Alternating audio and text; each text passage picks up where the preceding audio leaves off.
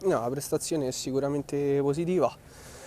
Ci tenevamo a ritrovare una vittoria senza subire reti perché questa squadra per lunghi tratti del torneo ha dato l'impressione di essere molto molto solida, quindi per noi l'importante era fare il bottino pieno, soprattutto senza subire reti perché è una cosa alla quale teniamo particolarmente, ecco.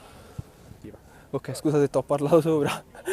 Diciamo che oggi è stato un Cottini meno brillante, ma più operaio, più pratico.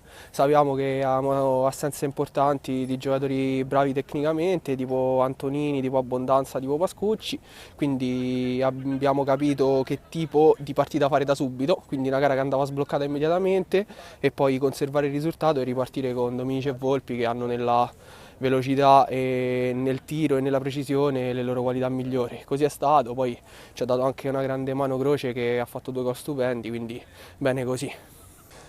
Oggi è una gara importante perché il CG aveva perso, quindi noi dovevamo accorciare sulle dirette concorrenti per un posto nei playoff, anche perché nei scontri diretti non siamo stati particolarmente fortunati e forse non abbiamo ancora la giusta cattiveria per competere magari in scontri diretti con le altre squadre.